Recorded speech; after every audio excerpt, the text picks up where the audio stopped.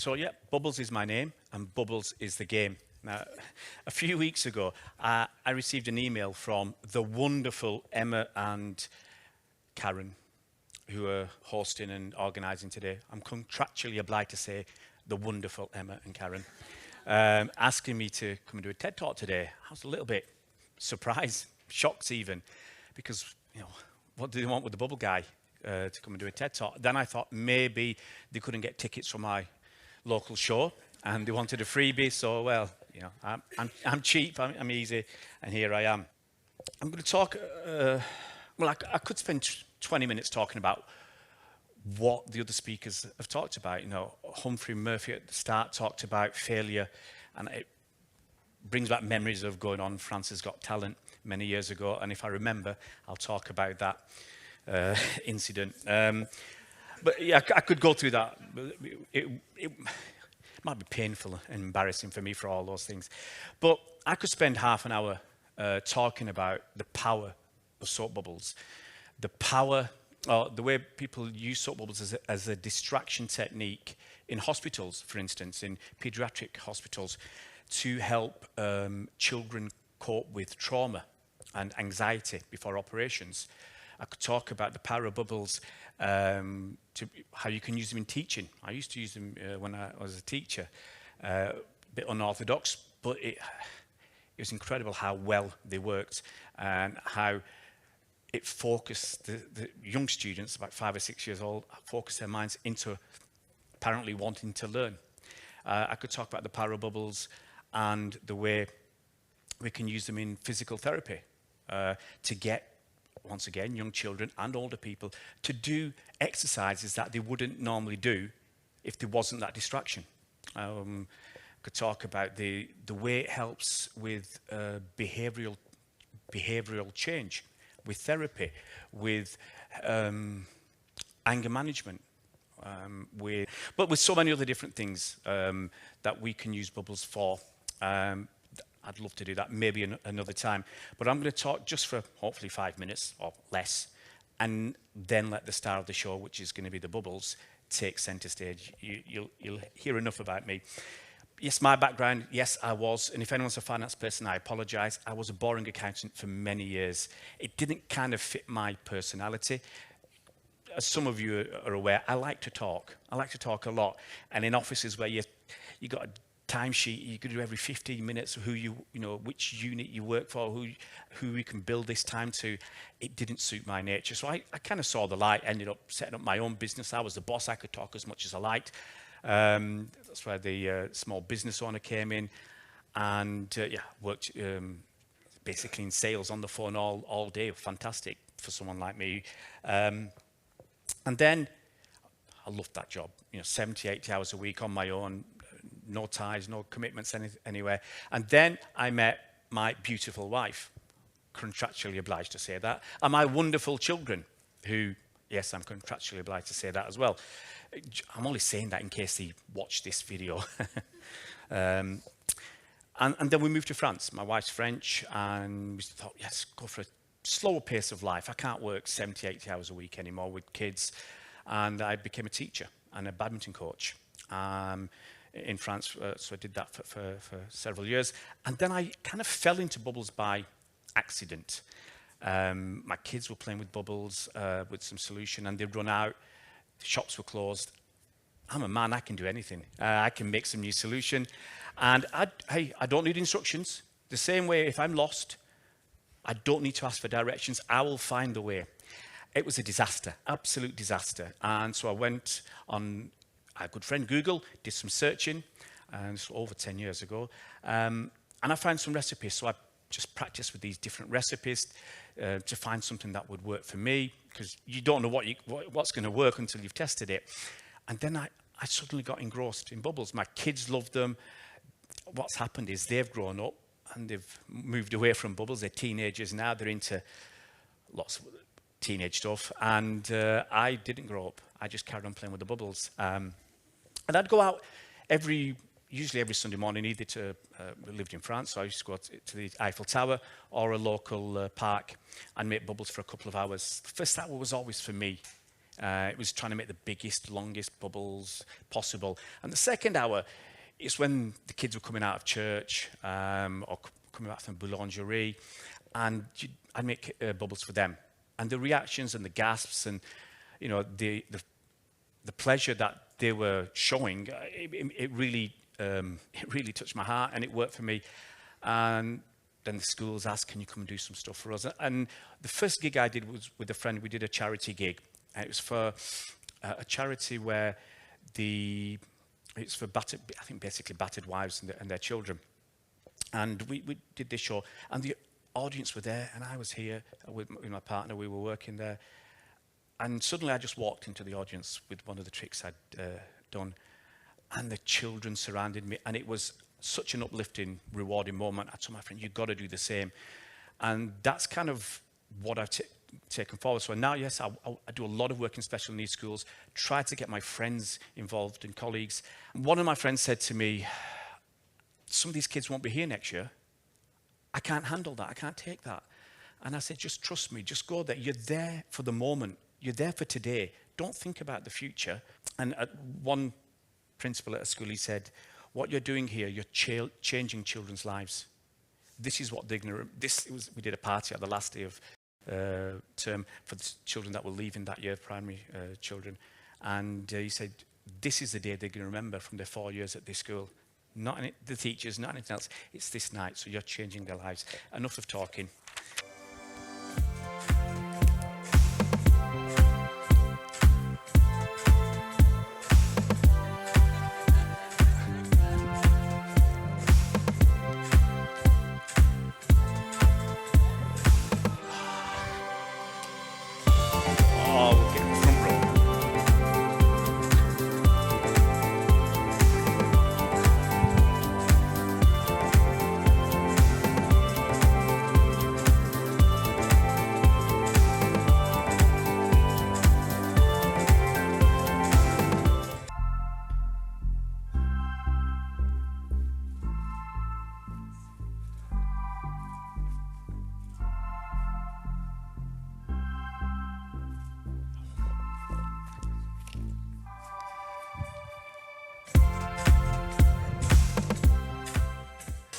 Come on.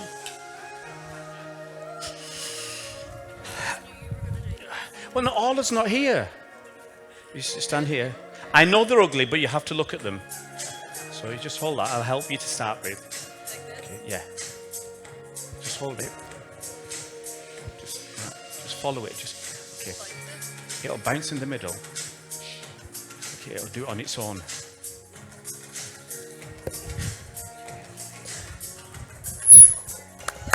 Oh, come on, you had 5 minutes to go.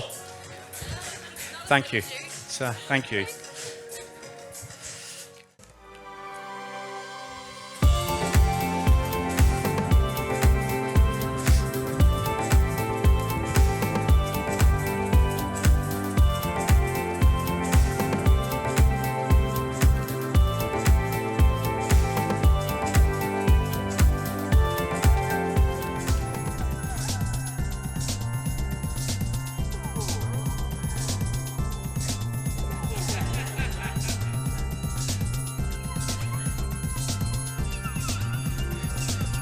There's always one bigger than the other, isn't there?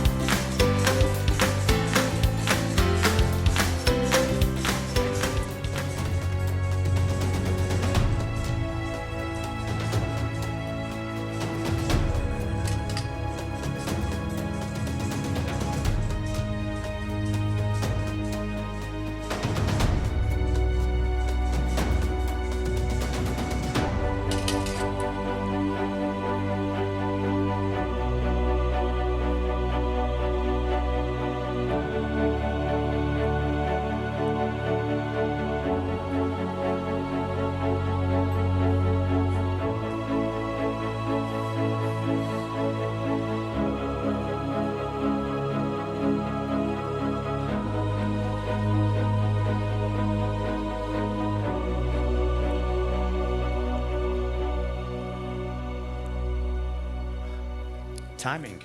Let's do it. Yeah.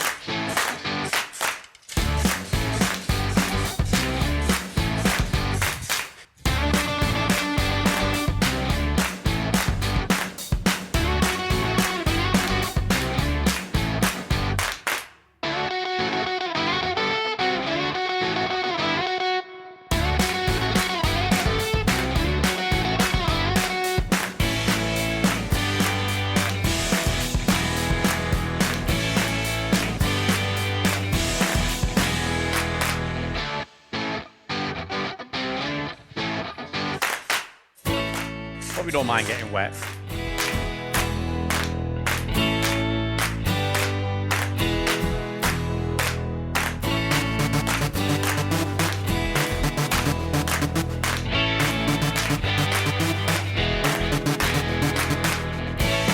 Come on, Karen.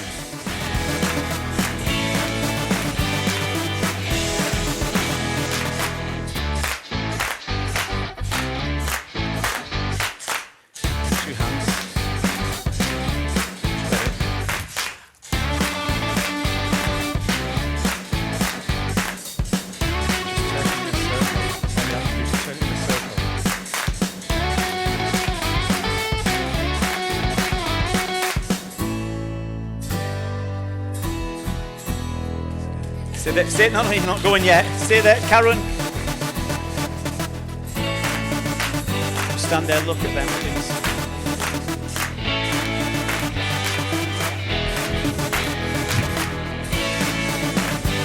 One more.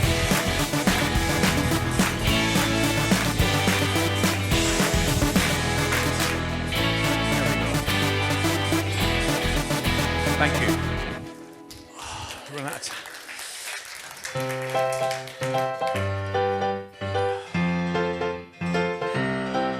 Sorry.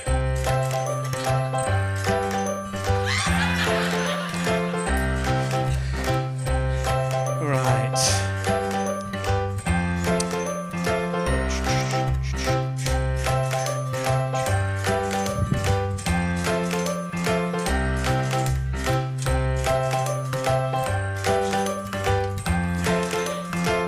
Now the scientists will tell you, bubbles want to be that shape.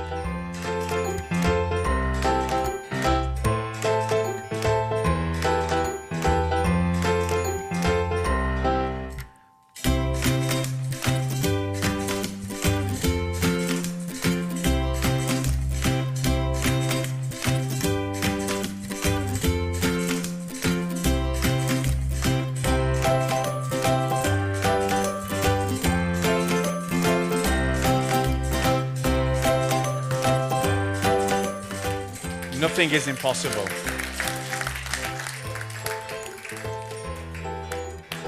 You can pop it.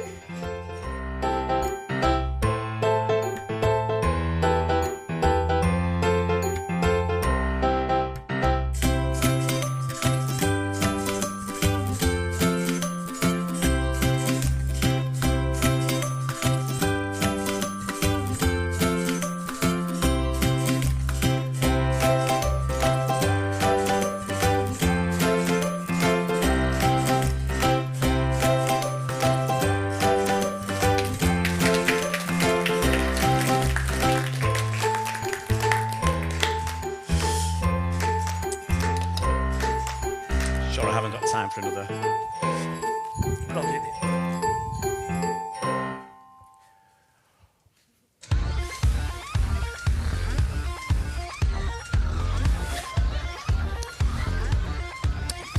So you know when I said if you get close, you blow small bubbles.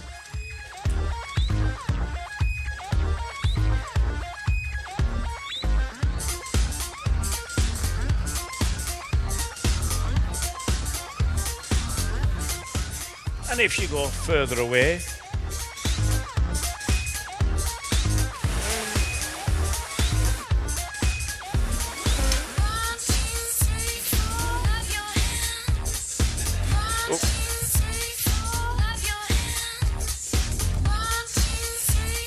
apologies to the cleaners.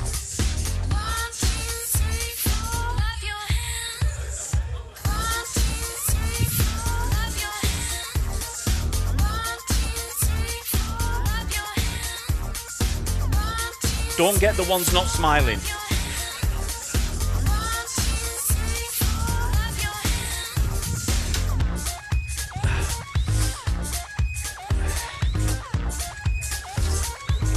Wow. Can I squeeze through? Get the ones at the back.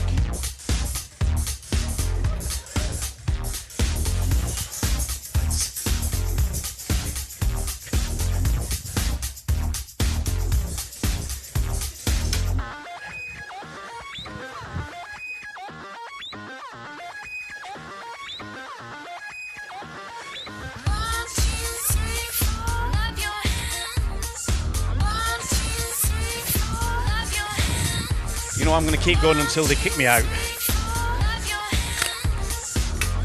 Got to do this. Oh, okay.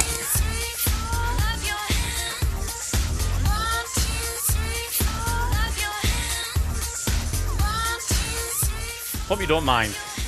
When was the last time you had any hair? When was the last time you had hair? So,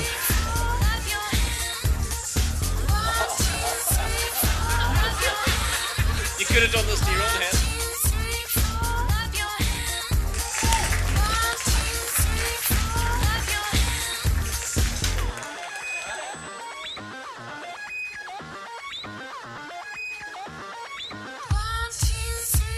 Oh, go on.